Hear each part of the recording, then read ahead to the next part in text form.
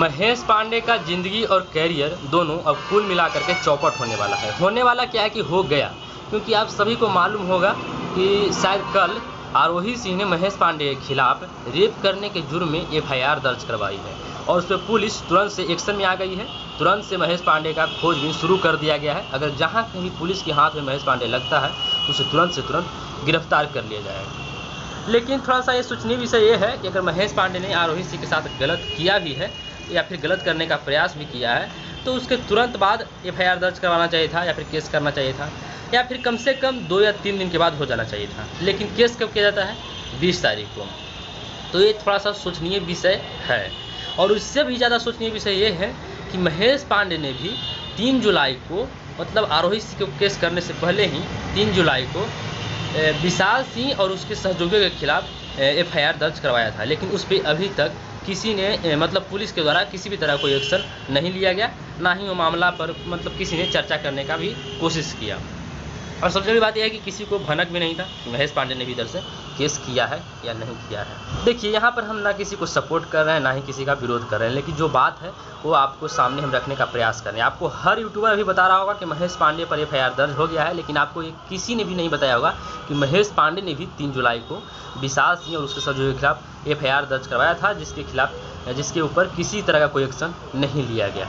देखिए, सही बात है कि कानून के मामला है, हम किसी तरह का या आप इसमें किसी भी तरह का हस्तक्षेप नहीं कर सकते हैं। कानून के पास जाएगा, वही तय करेगा कि कौन गलत है कौन सही है। लेकिन सबसे बड़ी बात यह है कि कानून के पास दोनों पक्षों का मामला पहुंचना चाहिए और पहुंचने के बाद भी उस पर एक्शन लेना चाहिए। अब देखिए इधर कि आरोही से अगर केस करती है तो उस पर तुरंत एक्शन ले लिया जाता है, तुरंत मामला चर्चा में आ जाता है। और इधर महेश पांडे का मामला, मतलब महेश पांडे ने 3 जुलाई को ही एफआईआर दर्ज करवा दिया है, लेकिन उस पर अभी तक किसी ने किसी तरह का कोई चर्चा करने का प्रयास नहीं करता है और ना ही उस पर पुलिस अभी तक कोई एक्शन ली है।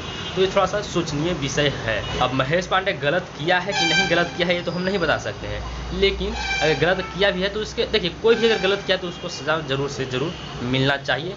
लेकिन उससे भी ज़रूरी बात यह है कि दोनों पक्षों का बात को सुनना चाहिए।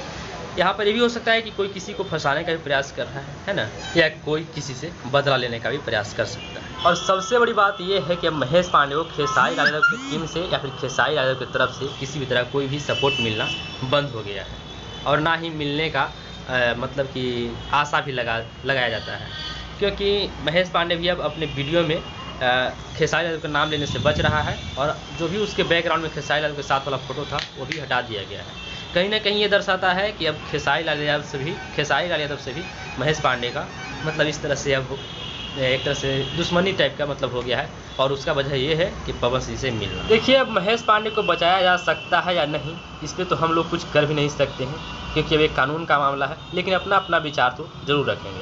देखिए, महेश पांडे अगर गलत किया है या फिर करने का प्रयास किया है तो उसका सज़ा ज़रूर से ज़रूर मिलना चाहिए।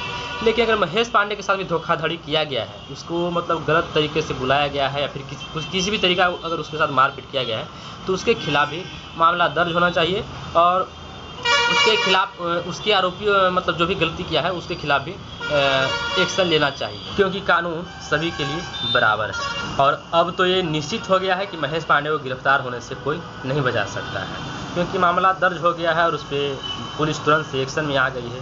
तो अब इसमें कोई दो राय है ही नहीं कि महेश पांडे को गिरफ्तार नहीं किया जाएगा। खैर, इस पर आपकी क्या राय है? आप अपना राय कमेंट बॉक्स में ज़रूर रखिएगा। मेरा तो जो राय था वो हमने रख दिया वीडियो के माध्यम से। मिलते हैं कोई और अगली इंटरेस्टिंग वीडियो के साथ, तब तक के लिए टेक केयर, बाय बाय।